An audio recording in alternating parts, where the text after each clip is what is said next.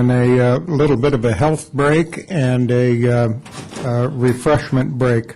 We're back as a council, raring to go, and the next item we will go on is item number 13, and that's a presentation, discussion, comprehensive plan update. Patrick and or Mike Strong, who's going to do it? All three? All three. We have Pat, Diane, and Mike. That's what do they call those? The Three Stooges? The Three Musketeers. Three amigos. Okay. Okay. On September 1st, 2011, the city released the draft 2035 general plan. Getting to this point is a major accomplishment. The results of extensive public workshop participation, work by the community, GPAC, staff, and consultant team. However, as one public process ends, another begins. The celebration of the release of the general plan. The official kickoff of this celebration will be this Monday at the Community Center, September 19, 2011 at 6 p.m. Approximately 4 months have been established for people to review and comment on the draft document. Opportunities to learn about the new general plan have been set up and include public workshop, open houses, information booths, general plan comment board, weekly newsletters, workshop sessions with the Planning Commission, GPAC meetings, GPAC conducting further outreach through their toolkit to their constituencies, and more. The goal of these 4 months is for people to learn about what is in the new general plan and provide us with feedback. Planning will be tracking all comments on the general plan. It is our hope that such comments will further help shape the general plan for the future and prepare this document for formal environmental review and public hearing process in the next year. Although the city departments have been involved in the general plan update, we also want to encourage each department to review the relevant portions of the general plan and provide comments. The document is on the general plan webpage for review. In addition, CDs of the document will be available starting next week. A limited number of hard copies will be available in libraries and other public places and available to commissions and committees who request it. Additionally, hard copies will be available for the public for purchase. We want people to tell us what they think. We hope that as the public reviews the general plan, they will be inspired to think of policies that we might have missed, inspired to find ways to strengthen policy language, or simply inspired to tell a friend to check it out. As stated from the beginning of this process, the public is key to the success of this document. So simply put, over the next 4 months, we want the public to tell us what they think. It is important to note that even after this 4-month period, the public comment process does not stop. The draft EAR public comment period will be in 2012, and public hearing process will start in 2012 with the Planning Commission and then move on to the City Council. The purpose of tonight is to present the general plan update outreach program and for the Council to identify and discuss any issues for future City Council work sessions. Mike Strong will now provide some background for tonight's presentation, and then Diane will follow it up with the next steps in the upcoming months. Thank you and good evening. In early 2010, the city initiated the comprehensive general plan update primarily to strengthen existing policies, but also to address new policy issues that has otherwise arisen since the original adoption of the general plan in 1989. Over the course of the last 18 months, there has been significant progress, and the project largely remains on schedule. We do have the draft general plan released for public comment, released on September 1st, and we are hosting a citywide workshop on September 19th to celebrate the release. The draft general plan's vision and guiding principles are based largely in part on information and ideas that were gathered through the first 2 phases of the general plan outreach program. This portion of the presentation will briefly cover the events that sought out the participation of the residents, property owners, businesses, and other community members. In order to engage different cross-sections of the community early in the process. The city approached the Youth Commission, the Senior Commission, the Family Enrichment Program, and the school districts to participate in a photo study project. And the idea was very simple, asking participants to go out and explore their daily lives and take pictures of what was important to them. The collected images were assembled on assembly boards and utilized throughout the visioning process. Residents were trained on outreach and held neighborhood-based meetings early in the process. The city created a general plan advisory committee to serve as a sounding board throughout the planning process. The advisory committee is not a voting body, is primarily to serve as a conduit to the respective constituencies or groups that they're intended to represent. There are 23 members representing different resident, business, and community groups in the city. Did an educational lecture series from March to August in 2010 to help inform the community about different issues that would be addressed throughout the visioning process. Guest speakers were utilized to present the subject matter. In March of 2010, the city hosted a series of 5 community-specific workshops. In May, there was a citywide vision festival and workshop. The city also put together a current conditions report, which served as a snapshot of what the city is like in 2010 to help identify key issues and opportunities that should be considered throughout the update process. And to synthesize all of the input that was received through the first phase of the planning process, the city created a summary report primarily to formalize and record all the comments, but also to provide direction throughout the rest of the planning process. The planning process continued in the second phase with two workshops specifically designed to test the level of support for different policy approaches, including land use development. And subsequent to funding, Health Works funding provided by the Center of Disease Control and Human Health Services Agency, the city held 2 workshops, conducted surveys, and formed a wellness advisory committee to help prepare a standalone public health element that would be developed in support of the general plan update. The important thing to take from this is that it has been a citizen-driven, community-based planning process. More importantly, it has been iterative, and each step of the process has built on itself. The next portion of the presentation will be given by Principal Planner Diane Laniger, who will review the next phase of the general plan work program. Thank you, Mike. So as Pat had noted, we are completing one component of the general plan outreach process, and we're starting another one. This is almost going into another educational, informational component of that process, allowing the public. We've enhanced our public outreach to allow the public and the commissions and the committees as well as council to have more opportunities to fully be able to know the document, review it, and give us some feedback on it. So let me start in just a little bit.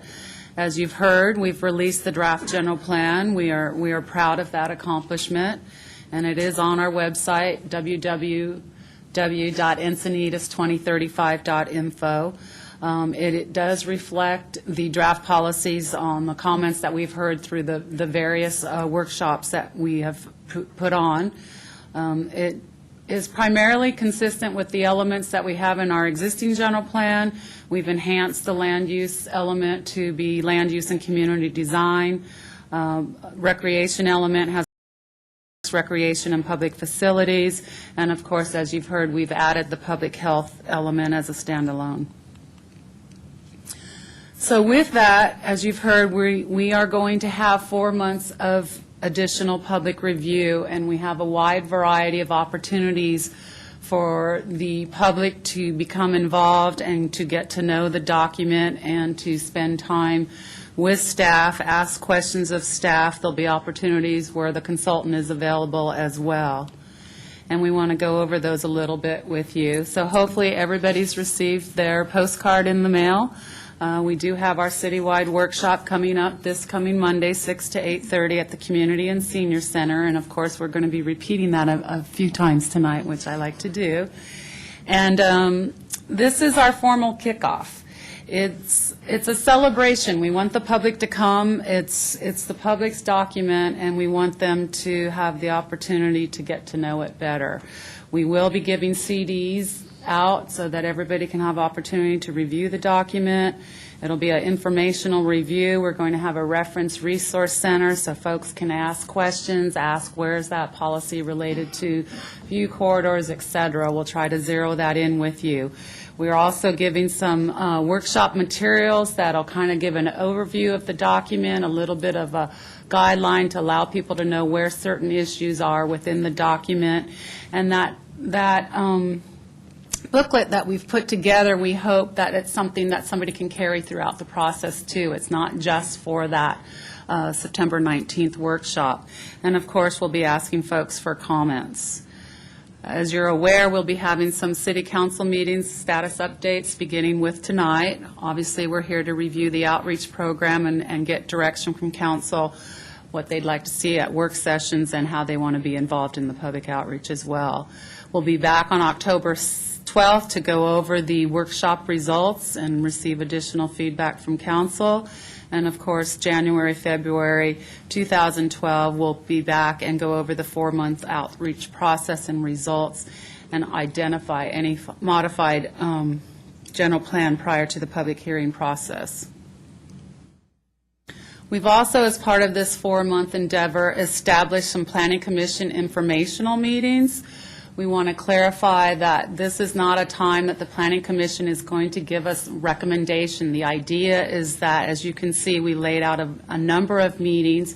We want to start in by just giving a review the outreach program and provide a brief overview of the general plan for the Planning Commission, and then we'll sort of address each element through a number of meetings to allow the Planning Commission, public, members of the General Plan Advisory Committee, et cetera, other commissions and committees, to have an opportunity to get to know the document a little bit better, to ask questions. Of course, we'll be receiving comments at that time as well, but it's not the time for the Planning Commission to give their formal recommendation. That will be reserved for the public hearing process. So also, we have a number of more avenues for the General Plan Advisory Committee. On October 3rd, we'll be briefly going over the workshop results. We'll be reviewing the outreach program with them as well, and we'll be reinitiating the toolkit program that we have utilized in the past. That's an opportunity for the GPAC members to host some neighborhood-based or stakeholder meetings to get the word out. We've been using the GPAC subcommittee not only to give us input, but to ask them to kind of play it forward and provide information to the community. We ask them to let the public be aware of the Planning Commission educational meetings. We're asking them to attend them as well, and/or, of course, as you're aware, you can watch the televised version of that. They don't necessarily have to be at the actual meeting. Through the October through November, we're asking them to implement the toolkit program. They'll be reviewing the draft policies with their respective groups and boards. And then back November 30th, we'll be going over the toolkit results, and they'll be providing comments on the draft general plan as well. So other outreach opportunities, we have a number of other events in addition to the citywide workshop and the Planning Commission meetings. October 1st at the city's 25th, I almost said wedding anniversary, sorry, the city's 25th anniversary. That's another celebration. We'll have an informational booth. That's at San Diego Heritage Museum from 12 to 4. We'll be there to answer questions and provide more information. October 9th, we'll be at the Leucadia Farmers Market at a booth, again, providing information. And then we have 2 informational open houses set up. Those are just, the public can come anytime between 4 and 8 p.m. One's at the library on October 17th, and one's at the Encinitas Ranch Golf Course Clubhouse on November 9th. We've done these in the past with other projects. It's a time for the public to come in, ask questions, look at things in a little bit more detail, but it's on again, an open house format, so they don't have to be there right at 4. It's just as it fits into their schedule. Other outreach that we have, I'll be going into this in a little bit detail, but we do want to encourage other community meetings. If there's any local groups, town councils, that they would like staff to come and present the general plan document to them, please contact us. We'll be more than willing to come and meet you there. And of course, other city commissions and committees are encouraged to hold meetings to discuss the draft general plan, and we've let those staff persons or liaisons aware that staff's willing to come and present to those committees as well. We ask that they sort of also use the Planning Commission informational work sessions as an opportunity, but also if they want us after those components, we'll be glad to be there. So Mike's been putting together a general plan update newsletter. We're updating it weekly. Each newsletter will highlight some new policies or an element, and of course, we'll be using it to promote upcoming events. We also, on our Encinitas 20 Info website, have a general plan comment forum. We're using that to facilitate additional participation. We've used it in the past. We've got some participation, but we've redesigned it and have it specific to every that's there. So somebody can log on and address the element specifically. So Patrick Murphy claims to us that if Patrick can do it, anybody can do it. So Patrick is going to walk you through it right now and show you how to log on to this comment forum. This just provides a link to the comment form in our webpage. And let's blow it up there. So here you're on the general plan webpage. It's the comment blog board. And so you have the different elements here. You do need to sign in down here when you want to give a comment. But for example, if you go in and you get the land use. So here you can click to the draft land use and community design element if you would like at this point. And so you have the ability to look at that element at that point in time. And then you can go back and then you can start your commenting. Now here we already have a comment. It's from a John Eldon. So we just started his review of this document. John says that the proposed revisions appropriately continue the original general plan's focus on neighborhood preservation and compatible development. So that's his initial review. We probably expect more comments from John, but he is our only commenter at this time. So, but it is fun. You can go on and start looking at people's comments and actually add to them. Here John comments again that is probably, no I didn't, that is probably key to a lot of people's heart is on traffic speed. He says that the key, bicyclist and pedestrian safety is not segregation, which is impractical, but control of vehicle speeds.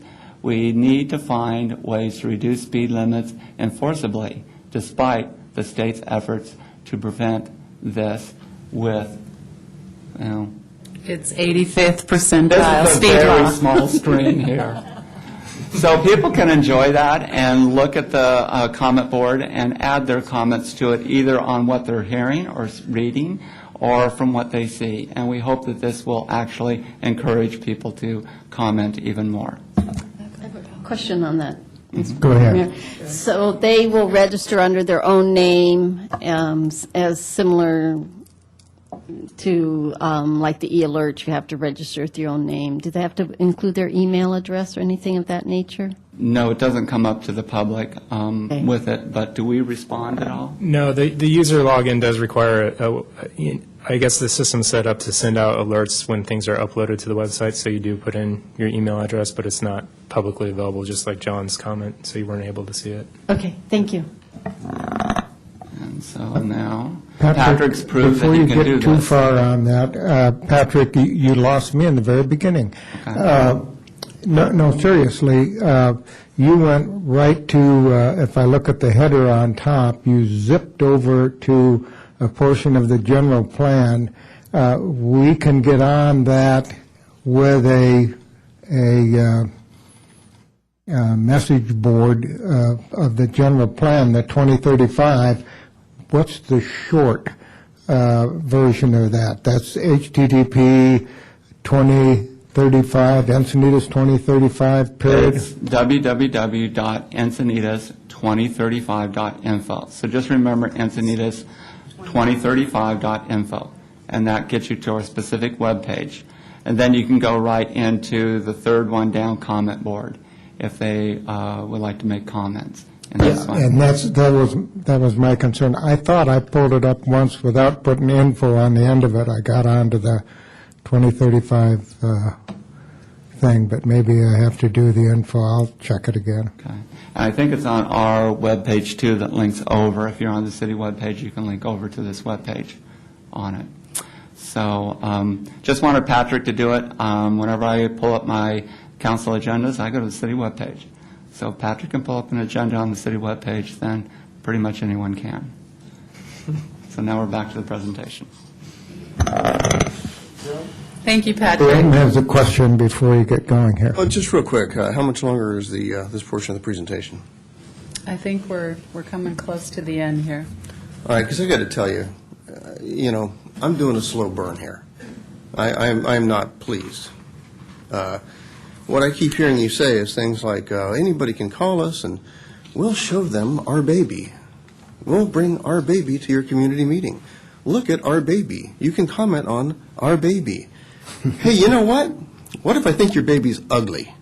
You haven't gotten into that yet. I don't like the idea that the Planning Commission is going to be treated like, given the mushroom treatment, and we're going to sit them in a dark room and cover them with manure.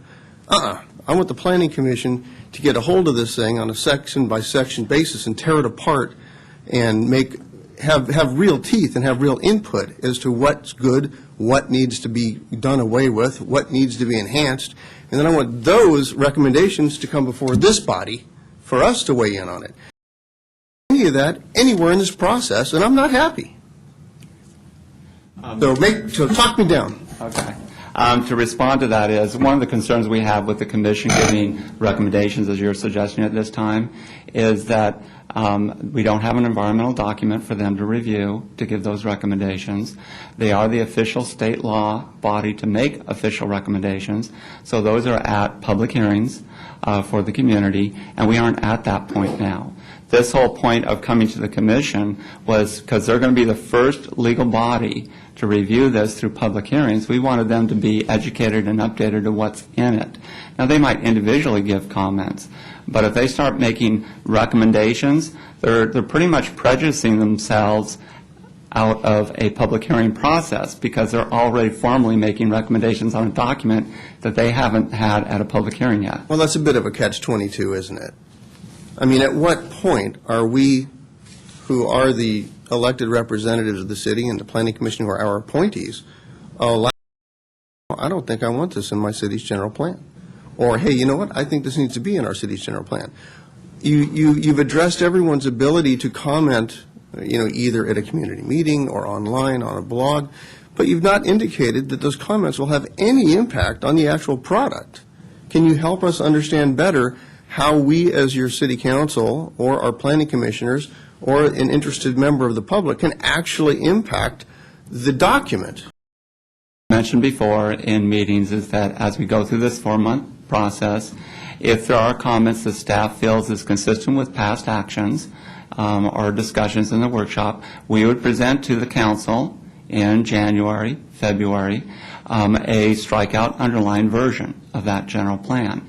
The council at that time can look at that and weigh in on those comments and any additional comments that come up at that time.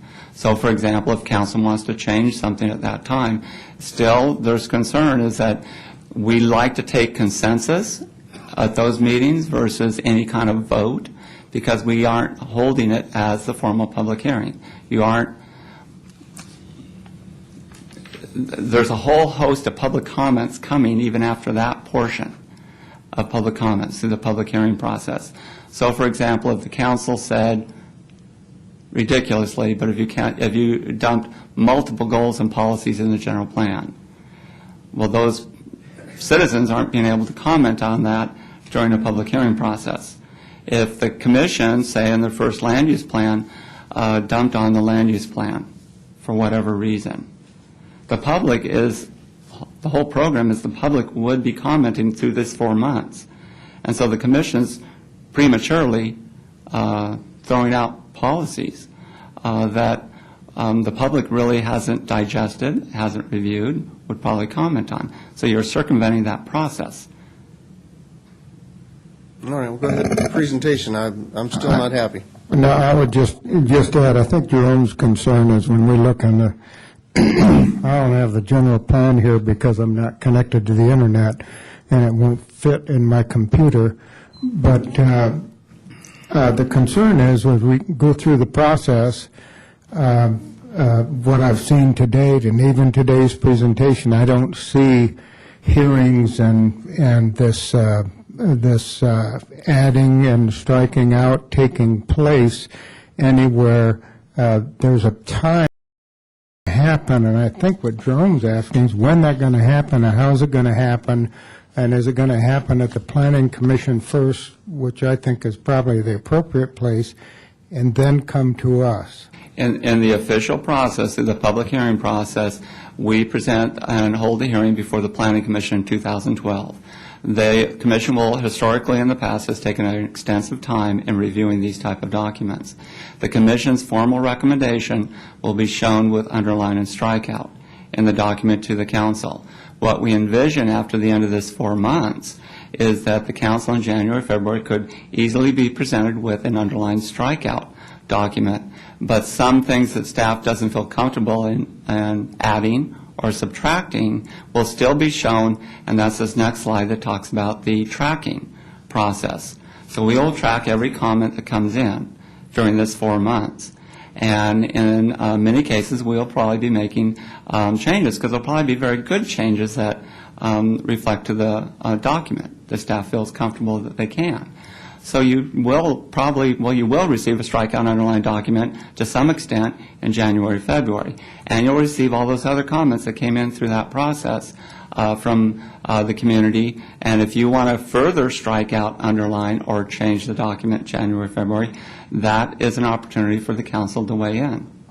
Okay. And I think we're comfortable with that, but I just didn't see that in the process that you outlined for us. Does that ameliorate or mitigate some of your concerns? Yeah. Go on. Well, with that, we are showing you here on this slide how we do anticipate to track the comments. This is something, this form that we're just devising at this time. It's something we'll be utilizing during this 4-month period, but we'll also utilize it as we go through the public hearing process. So we are scheduled anticipating that we will be starting that public hearing process most likely in early 2012. And so we've devised this 4-month period in anticipation. We've done a number of specific plans here in Encinitas and the general plan, and we understand that a lot of times our commission does want to go page by page, and we will be asking them how they want to do that when we do get to the public hearing process. But we just thought through this time period it'd be a good time to give them an overview and allow them to basically become a little bit more familiar with each element before they get to that point. So the tracking of comments will occur throughout not only this 4-month period, but also the public hearing process. So just before I conclude tonight, I just do want to iterate that there are a number of opportunities for the public and commissions to get involved and council to get involved in getting to know the document. We do want to emphasize that we do have the upcoming citywide public workshop on September 19th, and we hope that everybody can come to that. In conclusion tonight, then I am recommending that council receive our report and provide direction, which it sounds like you're ready to do so, to staff regarding the council's work sessions that you have upcoming and what your involvement will be. So with that, we're ready to take any comments and or questions from council. Or I guess we move on. Thank you, Mr. Mayor. With that, you've set yourself up. You're going to have a 4-month public comment period. You're going to be taking your baby around to the city And frankly, I want a fairly large disclaimer at every meeting and at every farmer's market that says, this plan you're being shown has not been approved or recommended or reviewed by the Encinitas Planning Commission or the Encinitas City Council.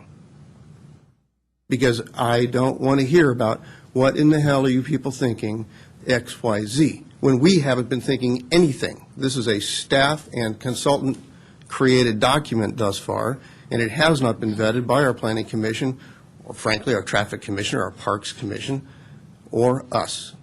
So I really want that disclaimer out there to dispel any confusion on the part of the public. Transparency, you know. Thank you.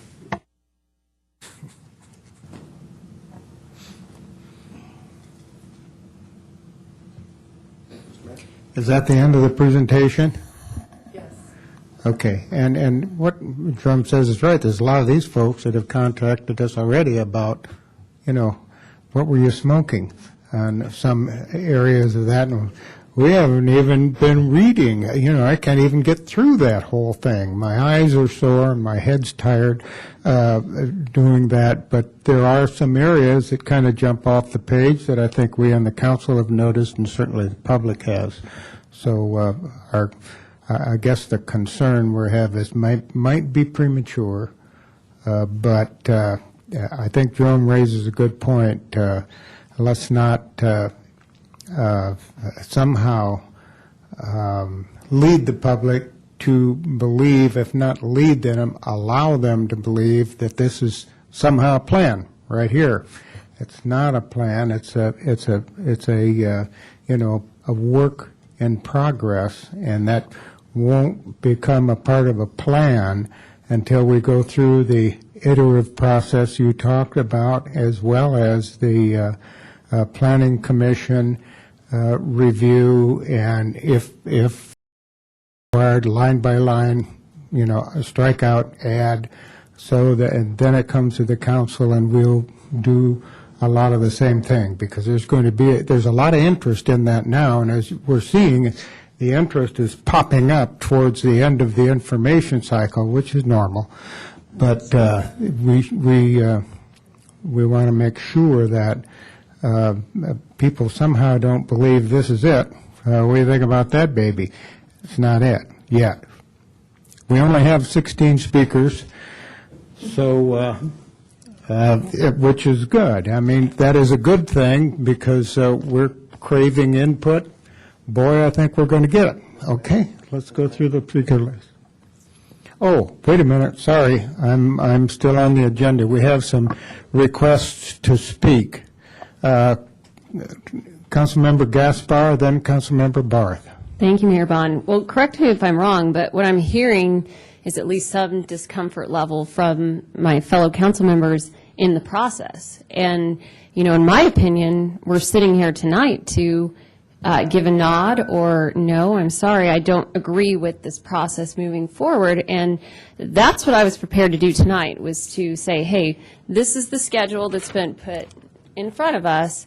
Are we okay with this? And if we're not, we need to talk about it, because I have a variety of revisions that I'd like to make to the schedule, and I feel that it's our duty to weigh in on that. And if we're feeling uncomfortable with this information sharing process, then that's what we should be talking about. So I'm well prepared to give my 2 cents on the update to the process schedule here tonight. And I don't want to get to know the document. We're guiding this process. We were put here by the 65,000 residents in our community, and they're counting on us to get this right. So I'm ready to do that when you see fit. When the time is, and that's what the point I was trying to make earlier, and we may be a little in front of that right now, although I'm sure many of us had a raised eyebrows and rolled eyes when we went through the health new part of it. That's just what we need, is another commission on health for which we have no real standing and reach.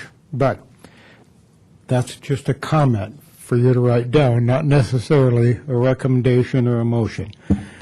Okay, now, speakers. No. me, please. Oh, you pushed it again? I don't see you. No, I did not push it again. I understand, we've been at this for a year, I think, and so I think the community and some of the council really kind of want to get into the document. That's the frustration. But the flip side of that is, we have heard repeatedly, whenever there's a large document, a specific plan, and anything come forward, and the public says, you're only giving us 2 weeks to review 900 pages, or whatever. So if I'm understanding what you're proposing here, and certainly there's probably some tweaking to the schedule that we could probably do, this is a 4-month period of time to give us all time to read that document and to really try to digest it. I think that breaking it up by components at the Planning Commission as more or less the venue to have that nuts and bolts conversation of section by section is probably the better approach than just dumping this out there on the public and say, have at it, like we did the Hall property EIR, and we know where all that ended up. So by sending this out to us over a 4-month period of time, as much as I'd like to get into the nuts and bolts and start grinding out what the end result is, I actually think that is more respectful to the community's time to read it, weigh in on it, and have that public discussion. So I understand the frustration of wanting to get going on it, but I also think that we do owe the public an opportunity to really digest the document, because I'm not going to get it read by Monday, I'm sorry. So for the first workshop, it will be 4 months probably before any of us can really get it all read and understood as presented, and we'll probably come back and say, what were you thinking? But we need 4 months to come up with, I need that kind of time to review it. So I think that in theory, this approach is good. Yeah, as long as we remember this is an update from staff, and basically that's it, and you're looking for not a whole new direction, but any direction we might have that would help the process. Is that accurate? Is that what staff is looking for? Well, if council is not satisfied with the schedule, and we did summarize the schedule back in May, but if they're not satisfied with this, then we need to change it, because this is going out, this schedule. So I assume the 19th is still on as a celebration, and maybe the information and booths and information areas are good, but the council needs to decide what they want in this schedule as it goes forward. And maybe the time is extended. I would think we would not shorten it. Well, there's a lot to do here, and I think if I'm hearing my colleagues correctly, we don't have any heartburn with the length of time it takes to do it right. And we would want to do it right. But we just wanted to be sure that at the end of all this information process, we in fact did have a good vetting of this by the Planning Commission and then come forward to the council.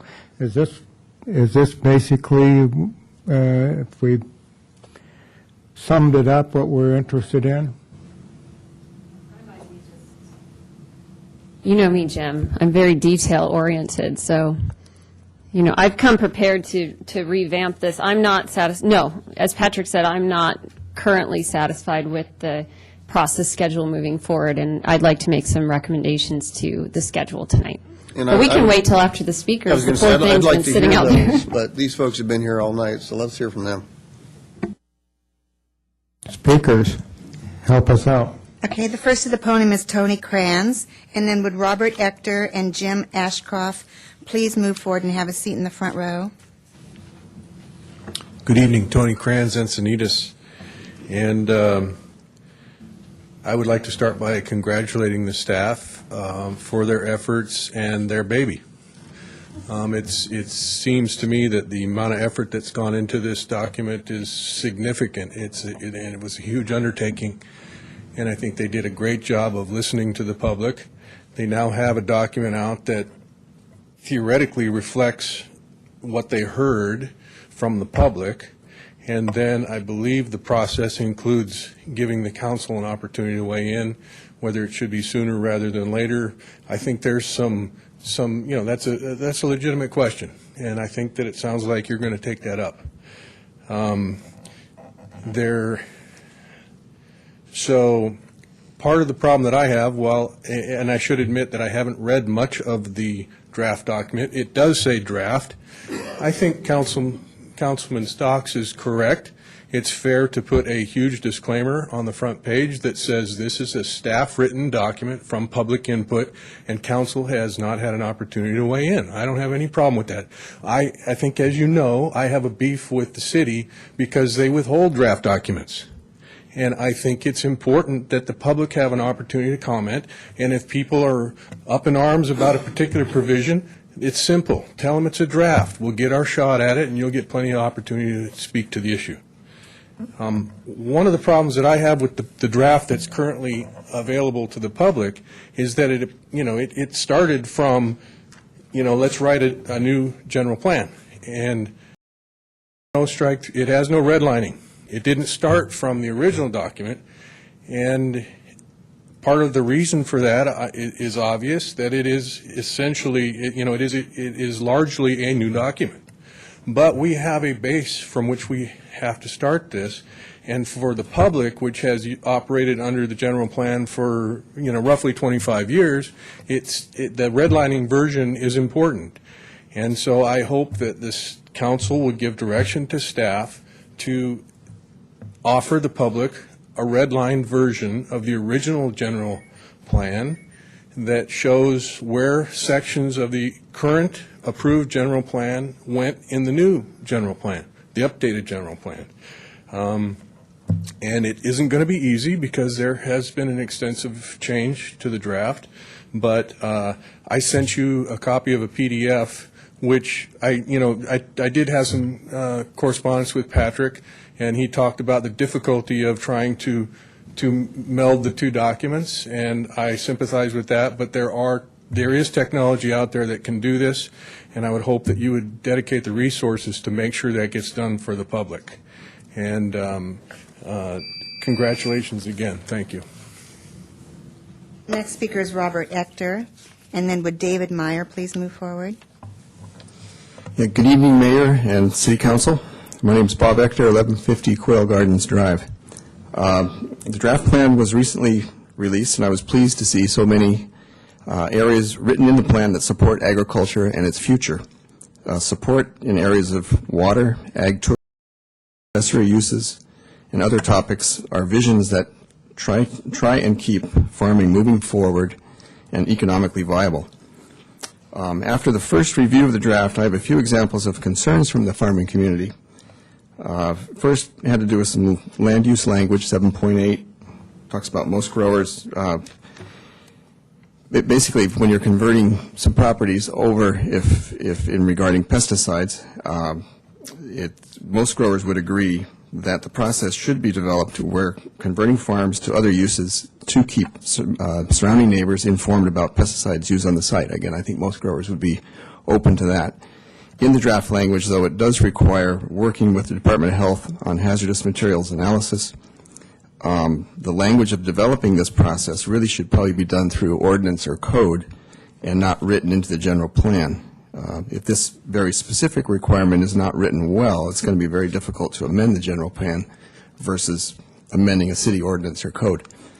There were a couple of newer items that really came forward recently under the environmental health.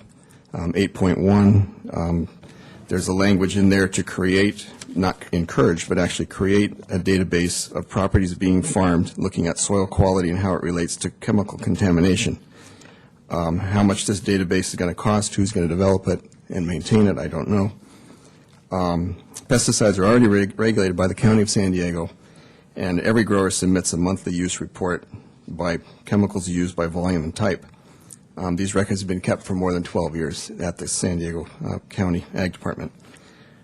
So there's a few other different examples, and then we'll have plenty of time in the future to be discussing them. My point is, for the reasons listed, It's critical that the City Council watch over the process, make sure that the farming community does have a say in the general plan policy language.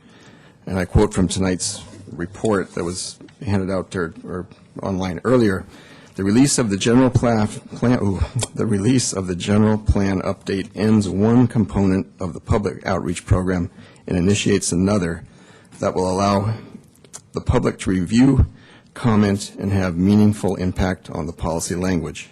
Kind of end of quote. And that meaningful impact does mean modifying the draft where appropriate. So I want to thank you for your time. Next is Jim Ashcroft, followed by David Meyer, and then would Dan Uckstead please move forward? Good evening, Mr. Mayor and members of the council. Thanks for being here tonight, staying for us. I work at 4401 Manchester Avenue in Encinitas, and at that office, we have properties that we manage from Otay Mesa to Los Angeles. And I've had over the years a chance to see a lot of other areas. And I can tell you, a lot of cities envy the commercial base that Encinitas has, and many cities wish they had as much as you have. Many people will say that real estate is location, location, location. Tenants don't think that way. Tenants think location, access, visibility. So if you have a good location of a property, but you can't get to it easily, the tenant won't go there. If you can get there, but they don't have visibility for their signs, their business, they won't go there.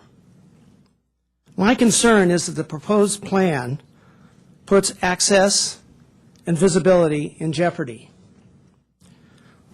When tenants look at Encinitas, they're no longer saying, I may go in Encinitas, Carlsbad, or Solana Beach. They now compare with available properties in Orange County, Northern California, you name it. It's a very competitive situation.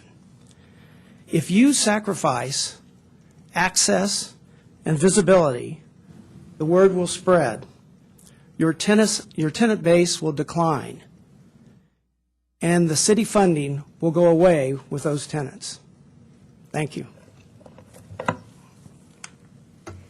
David Meyer is our next speaker.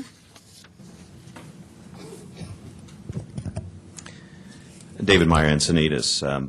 Good evening, Mr. Mayor, council members. Good start is what my father-in-law used to say when he was telling you to really just start over. And unfortunately, good start is what I have to say about the current draft of the general plan update. I've been in the real estate business for 33 years now, have a degree in public policy, a master of business administration, and have planned millions of square feet and spend virtually every weekday in some city working on future projects. Some would say unfortunately. So I intimately understand and endure the 1,000 cuts inflicted by poorly drafted documents.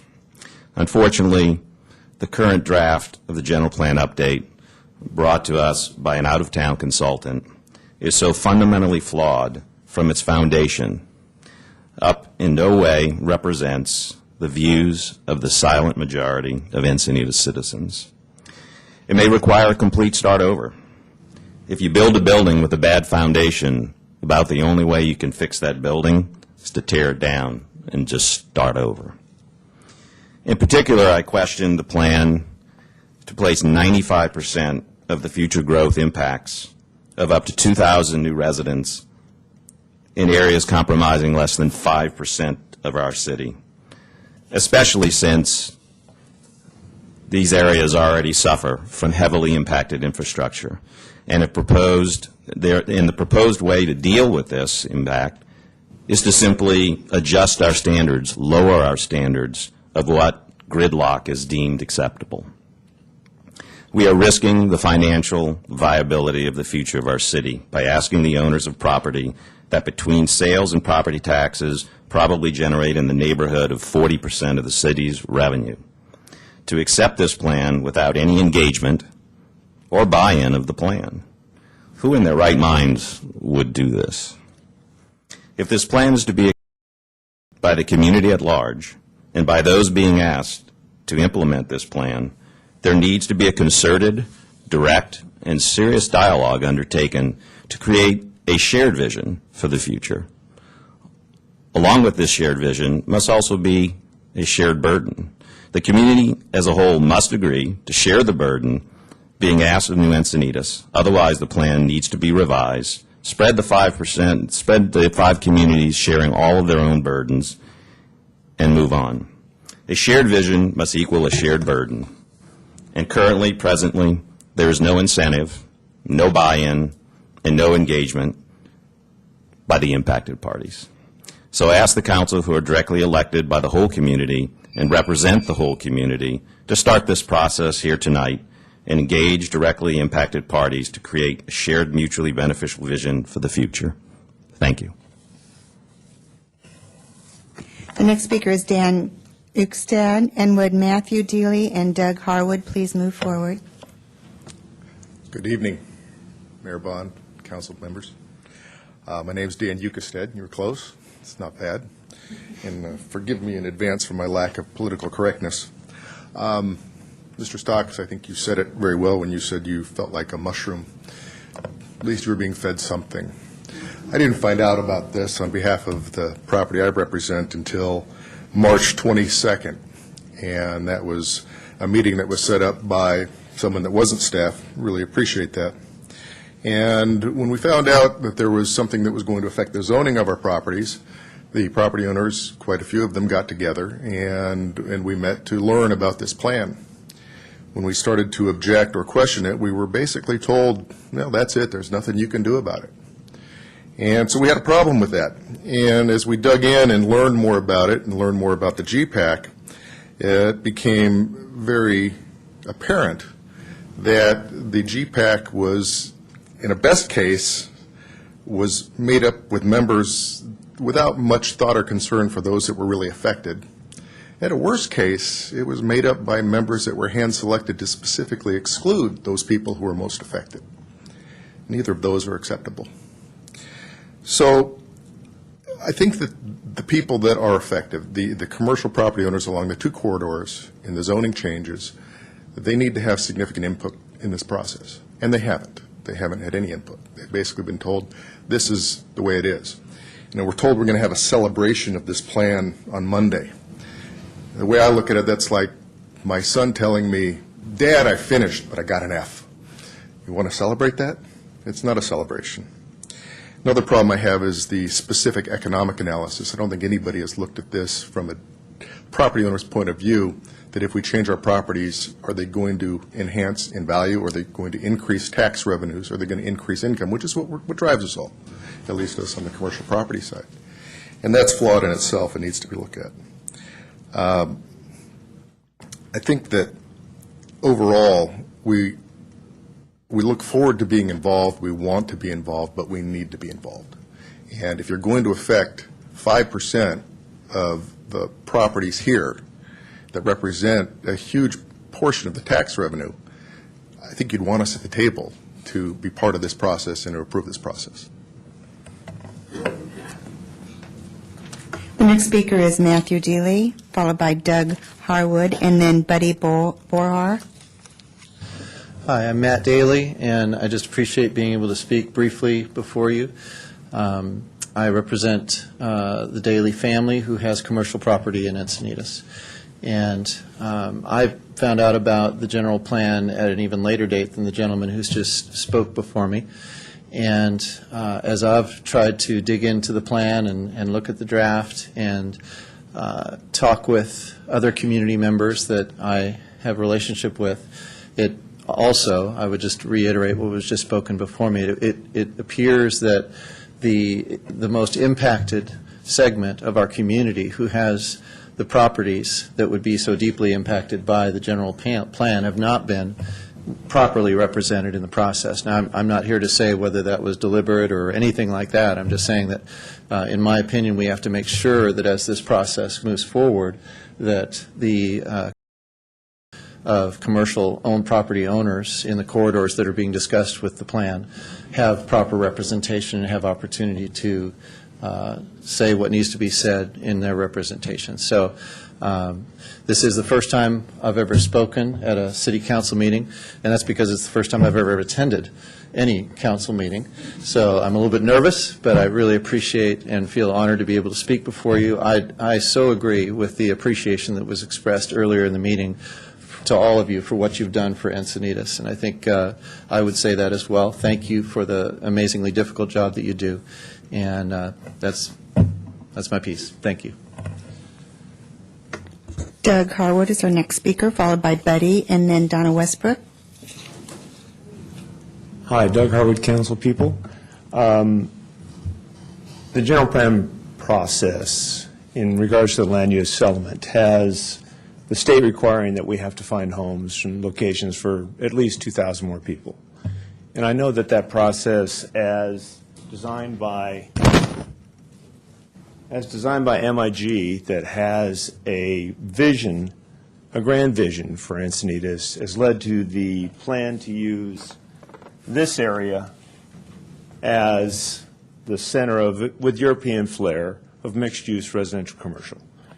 My concern is that we don't have the infrastructure in place or the financing in place to be able to take advantage of putting 2,000 homes in this type of a location. If we're going to do something like this, we need to have an infrastructure or financing element which would allow us to know that we can have the infrastructure necessary to have homes of that degree with 20,000 trips a day on El Camino Real that can basically actually effectively have the homes be there. Right now, I don't think it can happen. I think if we were to go forward with this plan right now, with no federal money, no state money, and the city not having the money to build the kind of infrastructure we're going to need to have this plan affected, we're going to wind up creating a Maginot Line here along El Camino Real that everybody on this side of it won't be able to get through it. So you basically have this group of people who don't realize that even though they came to hearings and said, yeah, let's put all the density here, if they don't realize that all of this density is going to take that corridor and it's either going to, one, degrade it to the point where they can't get through it, or two, it's got to be financed in some fashion. So grand plans are wonderful, but they need to have the support, they need to have the infrastructure to actually be put in place. Thank you. The next speaker is Buddy, and he's got time donation by Brad. Is Brad still here? Yep. Okay, so that's 6 minutes. If you could pronounce your name. I can't. Thank you, because I can't. Bohr is the last name.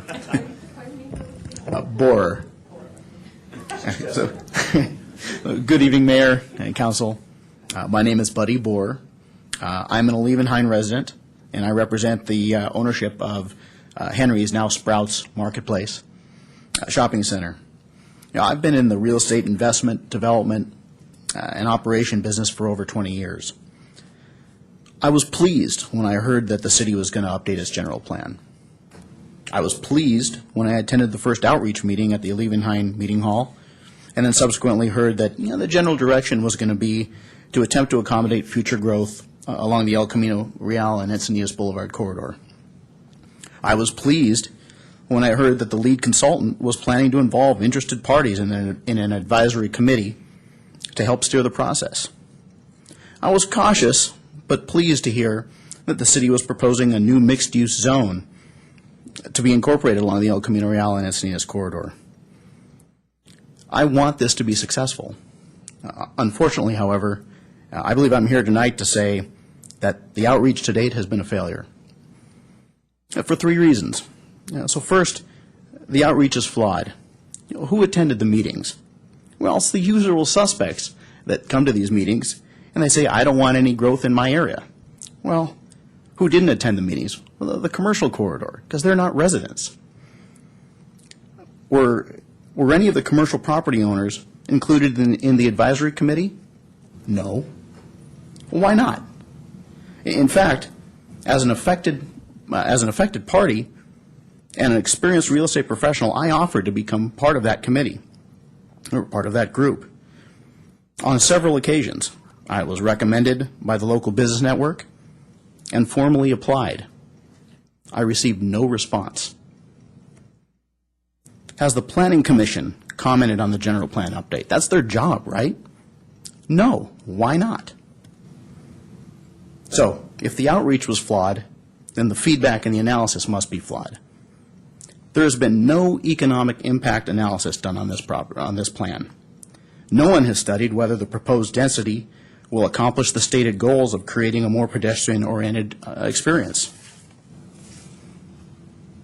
I've been in the real estate development business for over 20 years. I sit on a national forum on mixed-use development. I understand what makes a good mixed-use development, and I can tell you what's proposed won't work. The density is too low to motivate redevelopment. Has anyone studied what amount of density you need to make a successful mixed-use development? Well, it's closer to 40 to 50 units to the acre. The proposed heights are too low. The city has stated that they want to retain all of the existing retail in the area. So how do you get 30 units to the acre plus the existing retail in a 2 to 3 story height restriction? You can't do it. The proposed density is still too linear, and it's not going to get people out of their cars. Traffic calming measures and planned failing levels of service aren't going to get people out of their cars either. By planning failing levels of service, you're simply going to create another series of stop signs along Rancho Santa Fe Road. Look at successful examples of mixed-use zoning. Colorado Street in Pasadena, Americana at Brand, Playa Vista. They all have varying heights and densities over 40 units to the acre. The third item is there are multiple conflicts in the document that are going to trigger or may trigger or aren't clear on what triggers mixed-use development and the need for an owner to incorporate mixed-use development. While it does clearly state on table LU3 on page LU69, I did read this, general commercial zoning provisions shall apply until the owner elects to utilize the mixed-use zoning provisions. However, there are many other examples scattered throughout the document where the city is expected to motivate and promote redevelopment, green building features, and public art. So what's to stop some overzealous staff person 10 years from now, when all of you have moved on, from placing some restriction on the existing use? Now, this is near and dear to my heart. An example is the McDonald's that just recently burned down. That's our building.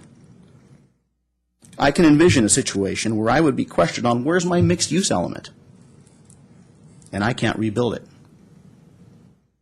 The plan documents need to be clear that staff can incentivize but may not mandate conversion or withhold, delay, or approvals based on a refusal to convert. Ambiguity will not solve the problem here. So I think you're going to hear tonight that both the development community, investment community, and the no-growth community are in agreement tonight. This plan is not ready to move forward. The city has spent over $1 million, and we have an unworkable plan. I ask you to send a message to staff acknowledging the work that they've done, but also letting them know they have a lot more work to do. Involve the affected property owners. Engage experts who've actually developed this kind of product, and study what makes a successful mixed-use development before making a proposal. Thank you. The next speaker is Donna Westbrook, followed by Vince Mirrodin, and then Hill Mercado.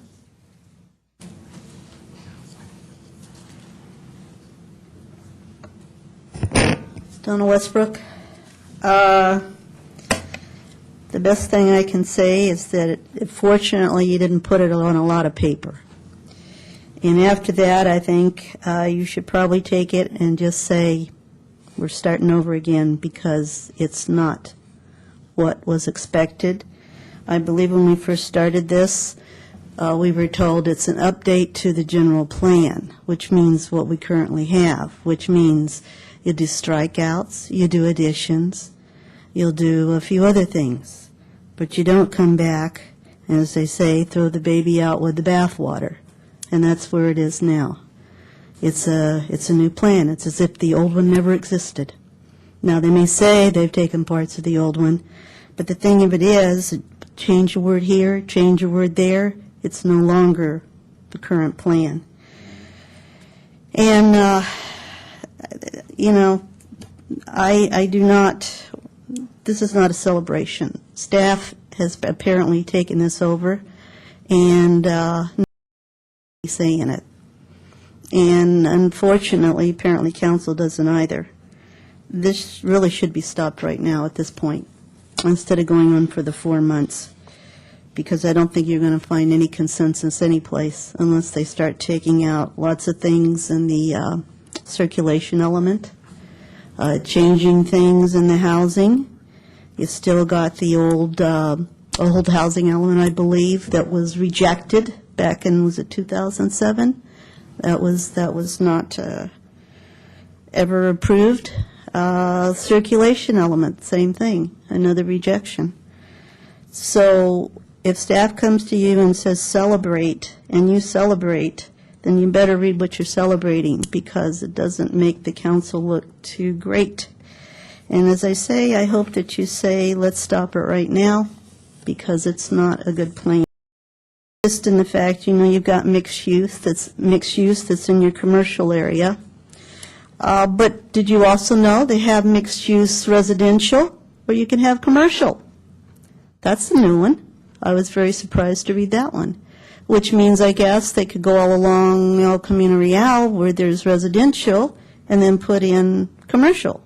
Beats me, but somehow or another they've got residential with commercial on that one, and then they have commercial with residential, and then they have, I don't know, they've got, if there's any type of combination they could put in there, I guess they did. And I have to keep saying they, because this is staff-driven. It's not the consultant.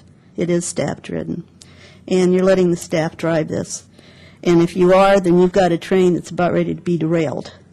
So think about it, and I'd say just stop this thing tonight and have them go back, take out the mixed use, take out the circulation, look at it again, and that includes the other parts that are that bad. Thank you. Vince Meredin is our next speaker, followed by Hill Mercado, and then John Jennings. Would I like to donate my time to the gentleman in front of me? To Hill? Yes. Okay.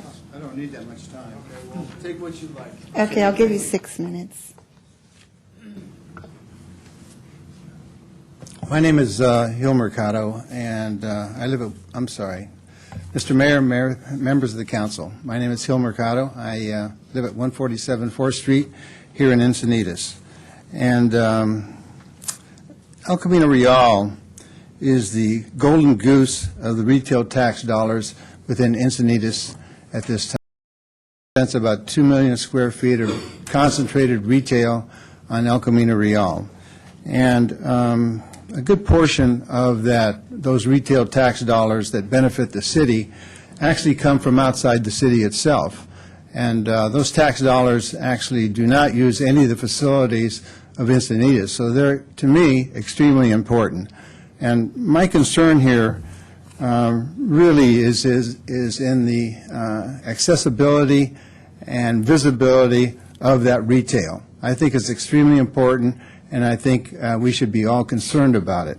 Some of the things I'm concerned about in the plan, the specific plan itself, is the reduced left-hand turn access within the plan, the concentration of, the construction of concrete medians that reduce access into the shopping centers, the creation, the placement of trees and in the medians, which reduce visibility into the shopping centers potentially. Also, I'm real concerned about the dramatic increase in traffic which would be created by the residential mixed use onto the existing right-of-way of El Camino Real, which I think in effect would create a failure at peak hours at the intersections, which is, I think, a real concern. I think, I can't emphasize the importance of visibility, and convenience to the shoppers, and all the mentioned line items will take away from that convenience, and we will have a deterioration of tax dollar generation with the new general plan. Thank you.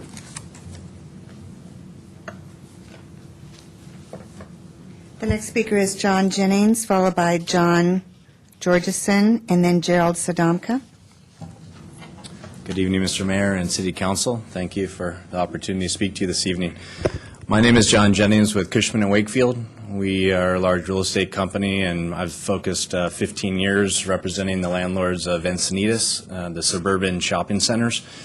I first have to apologize to you because your staff did request our involvement in their process, which we weren't very responsible in helping them. So we are late to the table to provide our advice and counsel.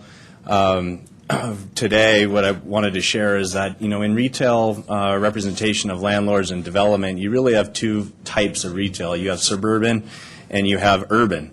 And along the 101 would be your typical kind of urban, your downtown type setting where you have a lot of walkability and so forth, and you have a lot of mixed use property and a lot of residential over commercial. In a commercial corridor where you have your suburban properties, where you have your grocery anchored and your power centers and so forth, that's a very different animal. And the success of these types of properties are driven by the attributes of those two very diverse types of retail product. So obviously your revision of the plan is extremely diverse with many different things. I'm here to focus tonight just on the retail aspect of how you can continue to have one of the strongest retail corridors in San Diego County, if not one of the strongest in Southern California.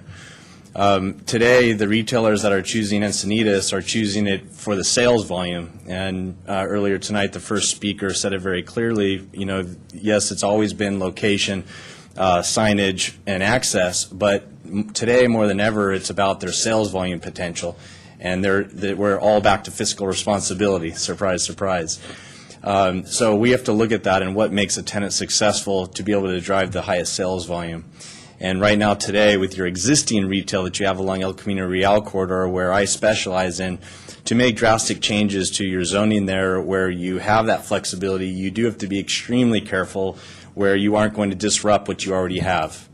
So because you already have such a strong corridor, the last thing you want to do is make a decision that's going to allow someone to change a property next door to a huge tax base and to where these retailers will then have to make decisions to relocate to other parts of San Diego County or just close their doors because the type of environment setting that you've provided for them is different than what they originally signed up to be a part of.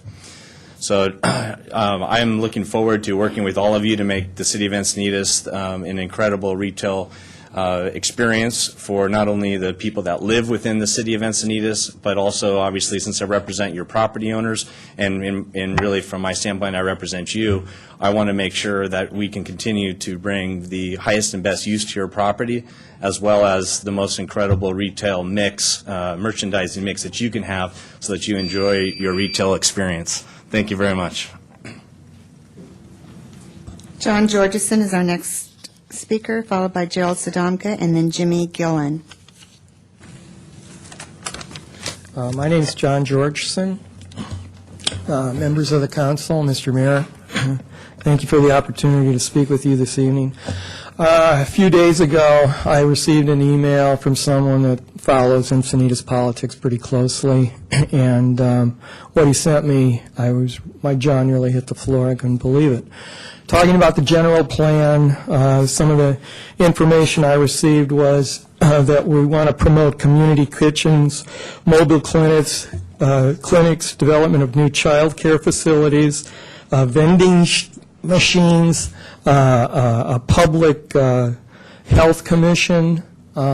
These things are being handled by other groups, state groups, county groups, nonprofit corporations, the Community Resource Center, churches. So there's a lot of other groups that are involved in these things. We don't need more government now. We're trying to have less government. We got too much of it as it is right now.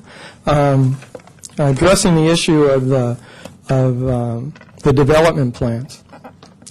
trying to promote most of the density issue in the new Encinitas area, I think, is unfair. It should be a shared sacrifice. And if you're talking about possibilities, if you want to go the density route and if you want affordable housing, look along the 101 corridor. You have a railroad track that runs right through that whole corridor. There's a lot of commercial development down there with the lumber yard and along other areas of 101. I'm opposed to it. We're at around 67,000 people right now. I think the current general plan tops us out at around 72,000. That's an additional 5,000 people. I think the existing plan could adequately take care of that. We don't need to try to dump it all into one area. If you were to go and talk to people from the various communities in Encinitas, I don't think you'll find too many that are going to say, you know what, I don't have enough density in my area. I need more density. I want to see affordable housing next to me. Or I want to see a health care clinic. We had that issue over in Olivenheim where that lady tried to build that $16 million mansion. We saw how that went over. And if we're going to do these kind of things, I think every community needs to participate in it. It just shouldn't be put into one community's backyard. And the issue about the finances, what Mr. Myers was talking about, I echo his sentiments. You have to look at it, the financial perspective here as well. If you're going to try to put in residential housing, how's that going to impact our sales base? And I agree with him. I think it would demonstrably affect it in a negative fashion. And well, thank you for your time. Gerald Sadamka is our next speaker, followed by Jimmy Gillen, and then Mike Andreen. Gerald Sadamka, Cardiff by the Sea. I just don't have too much to add. So much has already been said, just two small points. Where's the local coastal plan? I didn't see it anywhere, just one paragraph referring to changes that will have to go through the Coastal Commission. The other thing is I did, reading through many pages, notice certain changes in language which concerned me. I'm not quite sure what they mean. Just here's one example. Policies 9.1, preserving and protecting wetlands. The old plan said there shall be no net loss of wetlands, acreage, or resource value. The new one changes that to no net loss of wetlands, ensure no net loss of wetlands, acreage, or resource value. Well, you know, I looked up the word ensure. Got a lot of definitions for that.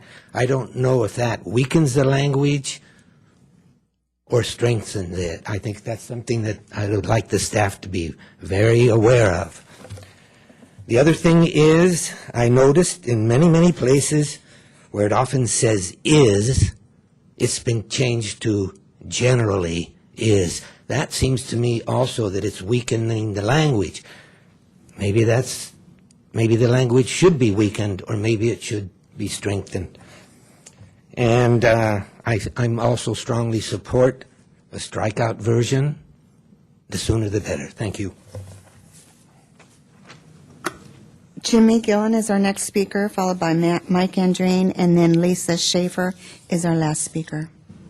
Mr. Mayor and City Council, thank you for the time here.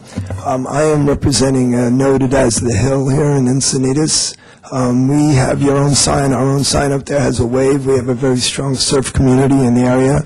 I believe you all received a poster tonight for the show that's going to be this Saturday. Tomorrow night we have our last hot rod show of the week. I represent our own Rancho Auto Body on the Hill, okay? And we were not really informed about as far as what, you know, I guess our zoning is going to be changed to where there's a lot of businesses. We employ over 50 people on top of the hill here. And with zonings being changed, I know you're talking about mixed commercial use, but, you know, it'd be very difficult to put a surfboard shop and body shop, you know, with an art center or whatever, you know, might be in the plan. So, I mean, the Hill is legendary in the surf community in Encinitas, and, you know, I just want to voice my opinion and say that, we should be represented as well. That, we are very, very strong community-minded here in Encinitas, and, we're going to do our best to basically be heard, and that, we want to be able to continue to work. Thank you. Mike Andreen. Mr. Mayor, Deputy Mayor, council people, staff, New Encinitas wants to welcome the new city manager, Gus. I'll be as quick as possible. First, our concern for I represent the property owners, businesses, service providers, and more than a couple residents of New Encinitas here right now. And we're concerned because this plan targets the very financial lifeblood of the city of Encinitas, the Golden Corridor, El Camino Real. And the plan purports to solve a state-mandated housing problem. And the location chosen has been New Encinitas. But the solution is at the direct expense of the property owners, the business owners, and the residents of Encinitas. Second, this plan, 1,000 pages, 2 years in the making, an absolute analysis of the potential negative impacts financially it could easily cause to the city's future financial well-being. Thirdly, the plan calls for adding the added housing growth to, at its worst, would be 2,200 multifamily units along the two commercial corridors, which would, according to the traffic engineering department here, create daily 22,000 extra ADTs on top of 41,000 ADTs that we currently have. And fourthly, the plan, as far as we understand it, is to allow the added traffic to degrade the level of service or reduce the level of service from D to E. And I have some quotes from the last update on May 11th by Mr. Isofano, who's a contractor from Berkeley, MIG.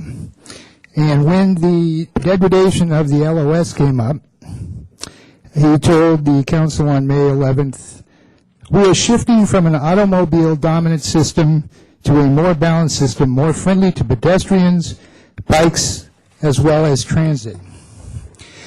We are also looking at the level of service concept and rethinking how we deal with that. There may be areas where we consciously and very deliberately set different expectations. In other words, allow more congestion at the AM and PM peak hours for the particular reason to improve pedestrian, bike, and transit connectivity." I can tell you clearly, council people, none of the business owners, none of the commercial property owners are interested in the creation of more gridlock to improve pedestrian, bike, and transit connectivity. And finally, I would like to see a New Encinitas specific plan. Thank you. Our final speaker is Lisa Schaefer. Good evening. I have a very short request. I just logged in following the wonderful instruction I got there to be able to put comments on the general plan update webpage, and it did not require that I put an address. I put in a name and an email, and that's it. And so we don't know when people start putting comments up on that blog whether they live in Encinitas, whether they work in Encinitas, whether they own property in Encinitas. Could be anyone and their best friends.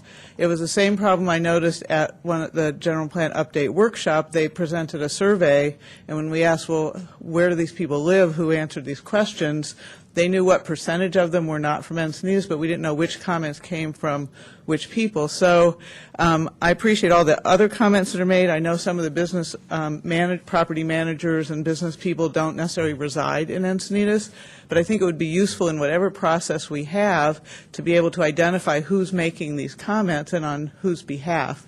There were some comments that the people who are most affected are the business owners, and I know they are very important and they are very much affected. The non-business owners who live in Encinitas are also very important and affected, and I just think it's important to know on whose behalf, so we can get all the views heard and all the balancing that we need to do and trade-offs made, so we know where they're coming from. Thank you.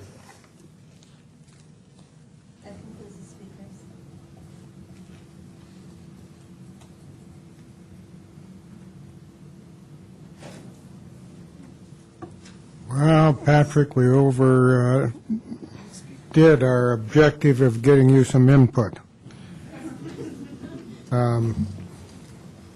We have a lot of input, and I haven't been to many of the community meetings, but they were more fireside chat type meetings, and what we're hearing from the business community is they weren't included in the chat in the way they should be.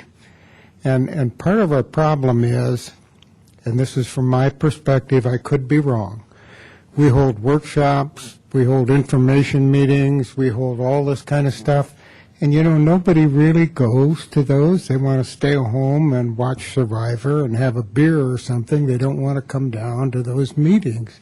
The people that do want to come down to them appear to be activists, and so that while we've got a lot of broad input, my sense is we're getting a lot of input from folks who are looking for something to do. And I don't know that that's the mainstream. And I guess what we should be doing is listening to the folks tonight to see if there's some value to be gained by that. And the process you outlined will give us plenty of time to do all that. But I hope, well, of course, we've got video recordings of it, but hopefully that provides some input that perhaps you haven't seen so much at the meetings. Councilmember Gaspar. Thank you, Mayor Bond. I agree with some of your comments in terms of our primary role as a council member is to balance the interests of the community, and that's why we're put in this position in the first place. And when staff is coming and asking how council should be involved in the process, my answer is every step of the way. And it starts now, and in my opinion, it's a little late for us to be starting too, but what the heck, I tend to overthink some things. And so when I'm looking at the planning process schedule moving forward, my personality is, how do we fix this? How do we keep this moving forward? How do we take the input from what we've heard tonight and where we've come in this process and move forward? And I think a point not to lose sight of is that we're $1 million invested in this. We're 2 years into the process, and we need to make sure we get this thing right. And this is a document that has a shelf life for 20 years. I'm not exactly sure what the rush is on any of this. We shouldn't be moving forward till we feel like we've gotten it right. And I will tell you that as a council person, I could sit here line by line, not quite yet right now because I'm through portions of the health element and the land use only at this point, because I've been copying and pasting into a Word document every time I run into something that I believe does not reflect the views of the majority of our residents. And that's the whole purpose. That's why we're here. So I would like to suggest a motion on how we can make some modifications to the planning process schedule to keep this moving forward, because I'm not particularly fond of just kicking the can down the road and saying this will all get fixed later on. In my opinion, we fix a lot of this that we can't live with now. And there are things in here that are by no means reflective of the broad section of our community, and we need to hear from them, and we need to hear from them now. And we can do it line by line as a council. I'm prepared to do it, but we can also utilize some of our commissions to help in the process. So first, I'll just go through here quickly, and Jim, I even made a visual tool in case I drone on, because I know you don't like my long monologue. So the first thing that I won't spend a great deal of time on what I don't like about the plan, but I will say what I do not like about the schedule that's been put before us is that the city council really just doesn't have much of a role here. You know, we've got 2 meetings before January, and to me that's completely inadequate, because the Planning Commission on this schedule has broken out each and every element, and they're tackling it, each element, and that's really what we need to be doing as a council. However, I think the Planning Commission can help us out a lot, and I think our commissions can help us out a lot. So my suggestion would be, first and foremost, we need to set up commission work sessions, and those can follow along the Planning Commission work sessions. For example, public safety and noise. Perhaps we could hold a joint meeting of the Traffic and the Environmental Commission. The input from that meeting could be passed along to a Planning Commission work session, and out of that comes a City Council work session that's specific to that particular element. So we have a greater vetting of the issue before it ever gets to this place in the council meeting. So my first recommendation would be that we incorporate back in all of our commissions at this juncture, and the Planning Commission actually reviews each and every element, but the other commissions, they review the element that pertains to their scope of work. Out of each of these elements, again, comes a City Council work session that corresponds with the element being reviewed by the commissions. I'm okay with, on the schedule, the GPAC's involvement, because, again, I think their goal right now is to take the information and to go and do some additional outreach to the folks that they represent, and that's fine. All of that input is very important. When we move to the open house informational booth section, however, I think we need to be really careful about where we are providing these informational booths. In my opinion, this needs to be a structured process, formalized to ensure that we are taking a balanced approach. So I'm very well supportive of having the document available at city-run events. The city's 25th celebration, for example, is a great one to use. But then when we start moving to some of the smaller venues, the argument could be made that we're sending this document favorably to one area or one type of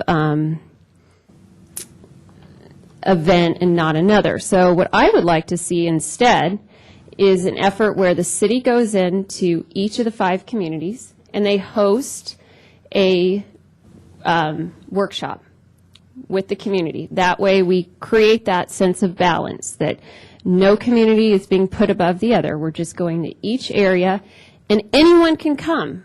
You know, every week here we have a new group of some sort that's been formed. They can all come to that meeting and they can all participate, and it's a great chance to minimize staff time as well, because you can go to 5 structured community workshops that will be set aside no matter what, in any city-sponsored event. And that's what I'd like to see from the community workshops, and then all of that outreach funneling back through to the council at the end of the process. I'm fine with have been presented, the comment board, letters, emails, of course. All of that input is very valuable. But at this juncture, I believe it's also important that we garner additional input, people's voices that haven't been part of the process. We have some people here tonight that think that they have not been included in the process, and these are some people that I would consider expert in some of these areas. So I want them to have a seat at the table. So how do we get that support as well? And that's why I would propose creating another group, another set of eyes for review of this document, and that would be a stakeholder group. And I think a council subcommittee would work very well. I'm happy to volunteer my time in setting up specifically what that stakeholder group would look like. Is it a stakeholder group of specific individuals in the target area, or is it a more broad working group? Again, this is another additional set of eyes, all coming back to provide structured council feedback. And at the end, we have a final city council wrap-up session, and that's the opportunity for staff to come back, present the findings from the GPAC, the community workshops, the other opportunities, the planning commission work sessions, and the commission work sessions. And I understand that it sounds like a huge time investment, and it is more complicated than what we see here. But I firmly believe that the time we put in now will save us time in the end, because we won't have the meeting like we're having tonight, where there's people saying, hey, look, this is not my vision for Encinitas. And I understand that we'll never be perfect and we'll never get everyone on board, but we have to do everything that we can at this juncture to go line by line through this document. And I believe that the good place to start is to modify this. And then, by the way, one additional thing that's really important is the order that the elements are being reviewed. When I look at the Planning Commission work session as proposed, all of the heavy hitters are happening in kind of an odd way. It looks like I'm sorry, it looks like, did you guys update you did update the order. Thank you, I appreciate that.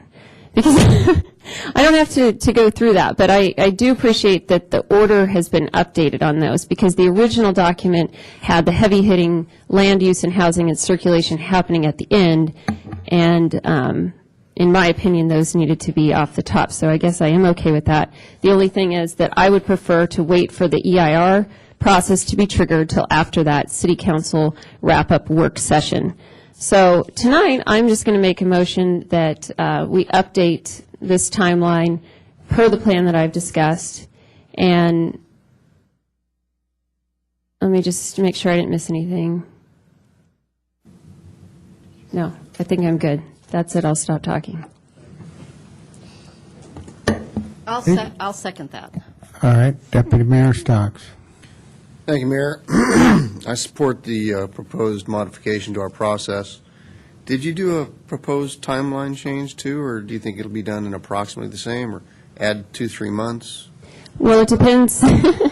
Staff, with staff, the way that I thought out in my head, it could be as aggressive as 2 months longer than the outline plan. Okay. But that's if the meetings are stacked, and I'm not sure if we have the resources to do that. So staff would have to, lay this out in what's feasible. But as I see it now, as I laid it out, it wasn't a significant amount of time if we could stack the meetings. But if we can't do it that way, oh, well, we do this 20 years. I'm not so concerned about the timeline, to be quite honest. I completely agree with you in that we've got to get the process correct. We want to have the best possible outcome, and we should want to get to a finish date.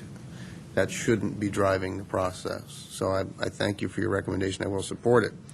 But Patrick, when we were talking earlier during my little tantrum, you mentioned something about you thought it might be inappropriate for the Planning Commission to be tearing into this document prior to weighing in on an EIR.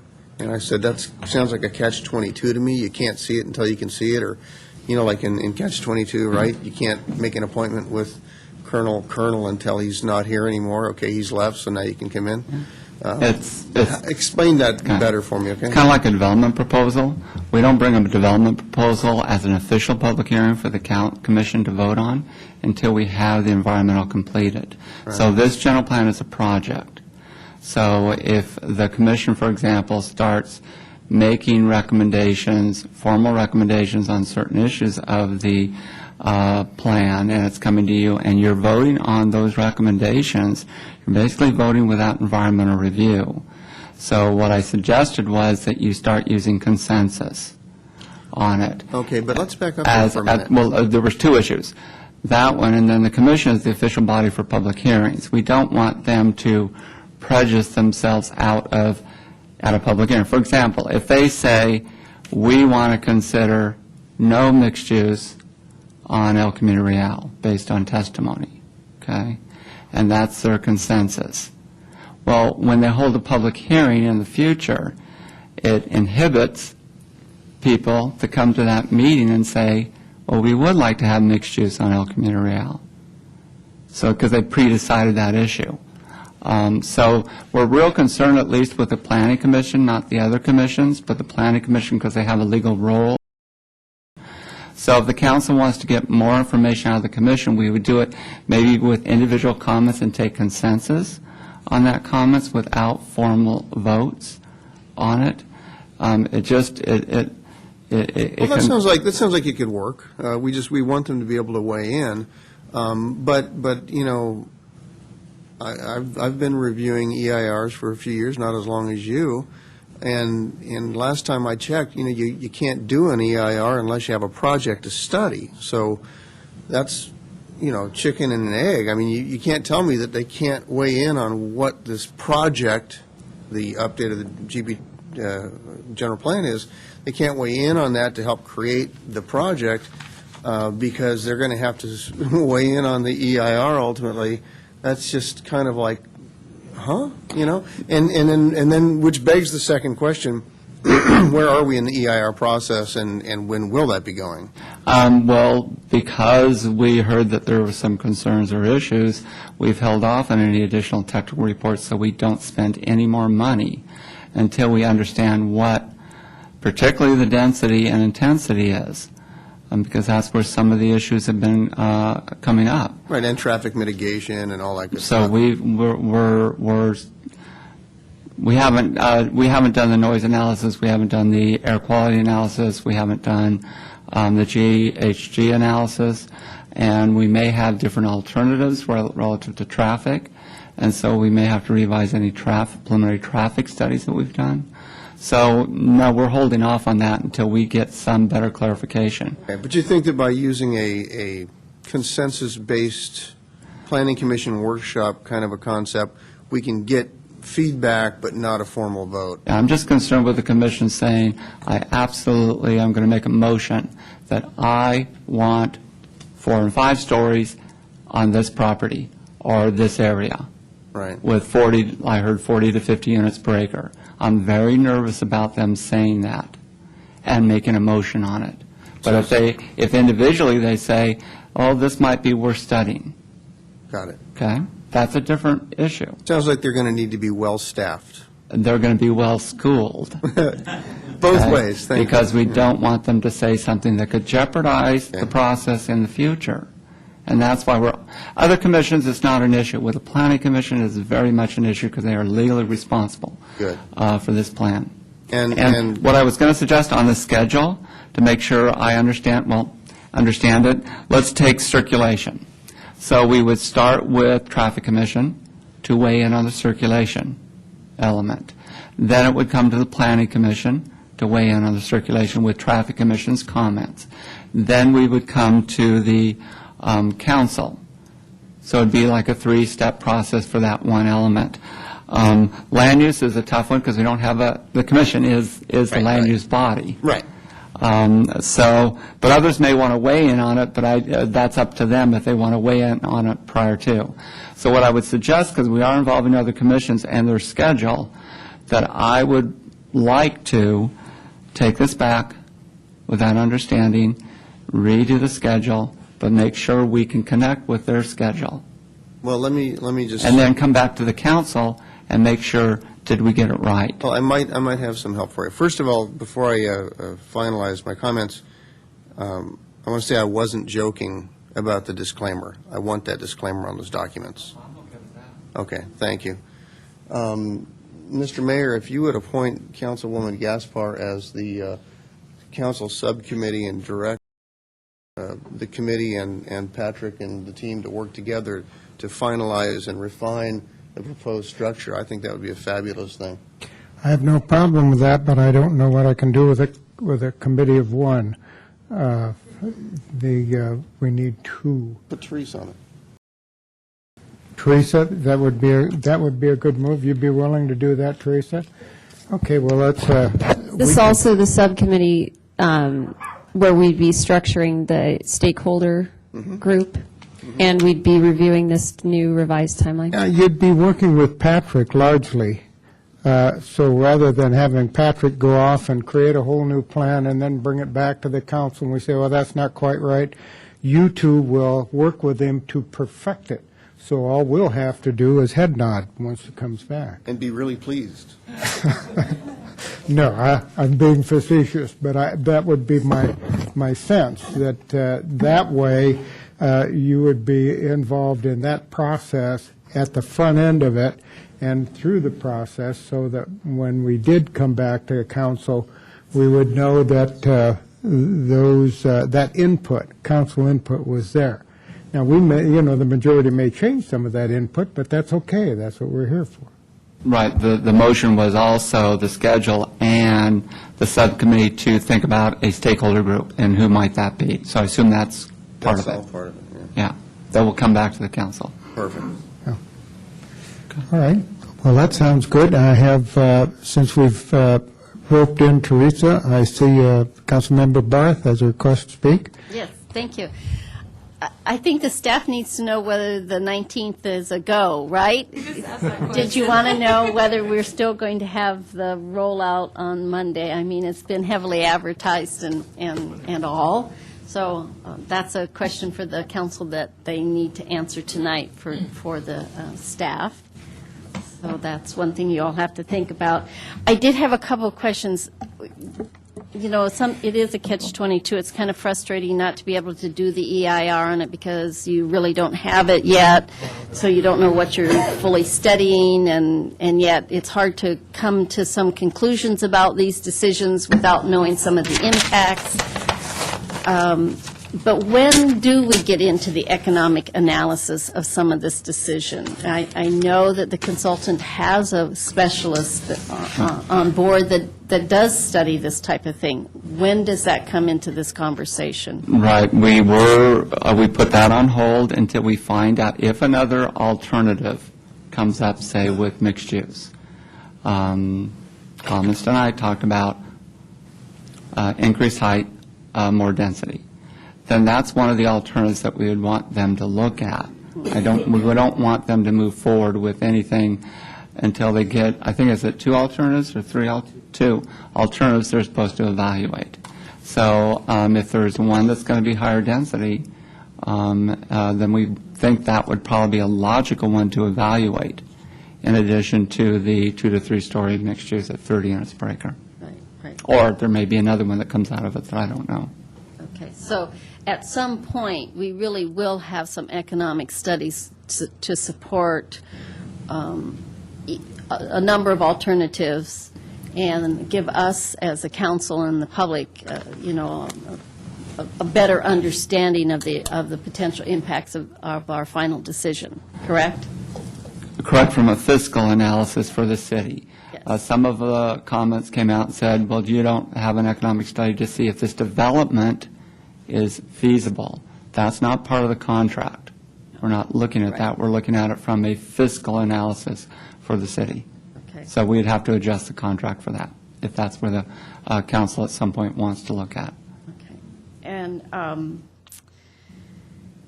the strikeout redlining, I know that's a complicated process because this document, sections have been moved around throughout the individual elements, but it is very, very difficult to try to read one section and then another. I know you've been doing that for months now, so you understand how difficult that is, but I do think that's a critical, very, very critical aspect of us, perhaps at the final decision-making, is to really understand. And I don't know how you would do it, but I think that is kind of a necessary item that we really absolutely have to have worked into this process at some point for us all to understand what the changes really are. And the local coastal plan, this will have to go to the Coastal Commission, correct? So we wanted to go through this whole outreach process and get public comment and see how it's adjusted.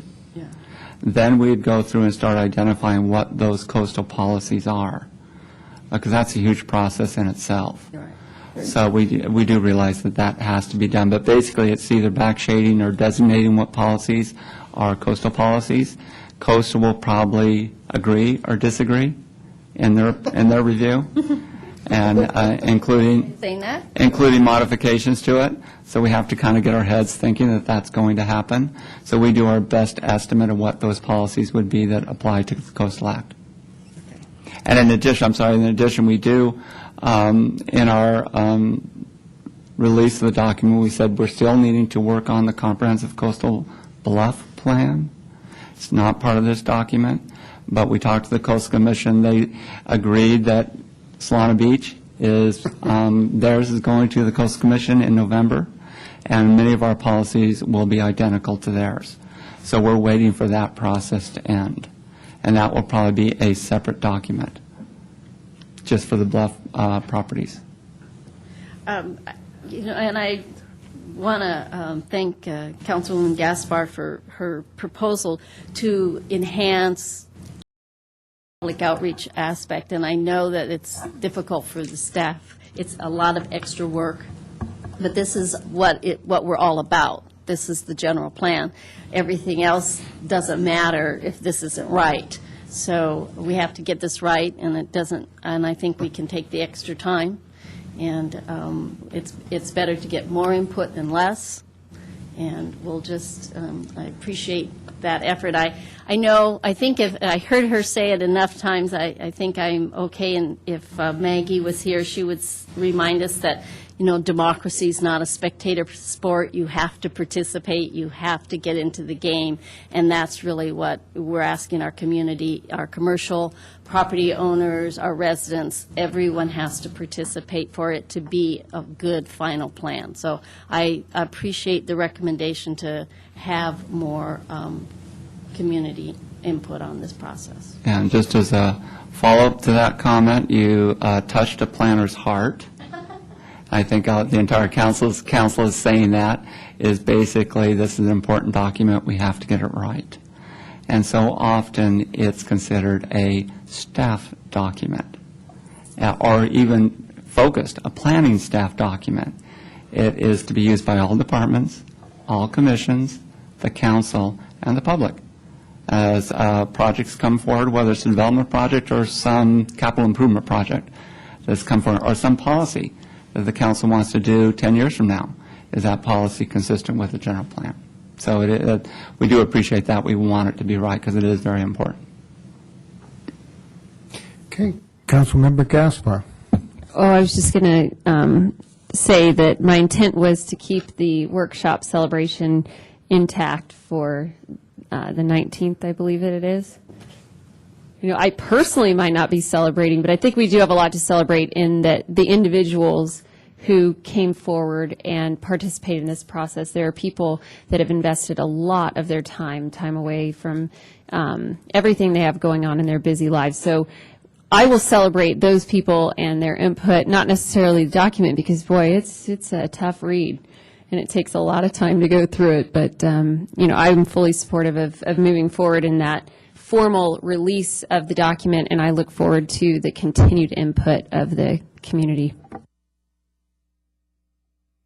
Okay, thank you for that. And I just have a couple of comments. I think everyone says we're ready to go forward with the 29th. Don't forget the disclaimer, that, we haven't put that on there. And then I still have a little fuzz around the chicken and the egg, the EIR, and the general plan. General plan's a project, got to be done before we do the EIR. It almost sounded as though we have a bifurcated path, but they're both going at the same time, which would be extraordinarily difficult. Could you help me out one more time with the EIR will begin after we have a general plan? We need to have something to evaluate. If the issue of density and intensity and the location of that density and intensity is not on the table, we can move forward with the general plan. I'm not sure it's not on the table. It seems like from public comment, it's very much on the table, whether there be mixed use on El Camino Real, or whether the density should be spread throughout the entire communities, or whether or not we should be at 40 or 50 units per acre.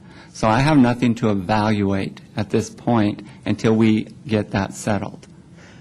Right, So- but part of that settling would be in the general approval, God, I hate using general, of the general plan. Well, That's what you would be basing it upon, right? As we come down to January, February, and we pull all the comments together with council, council's comfortable with what that project is, being where that density is, where that mixed use is, what's the level of density and intensity, then we've got a project to analyze.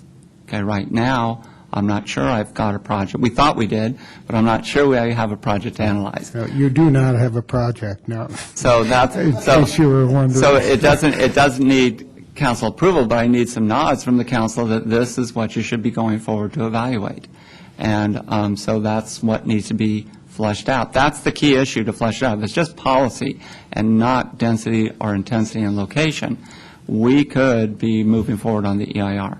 But right now, that would we're holding off on that because some other issues are on the table.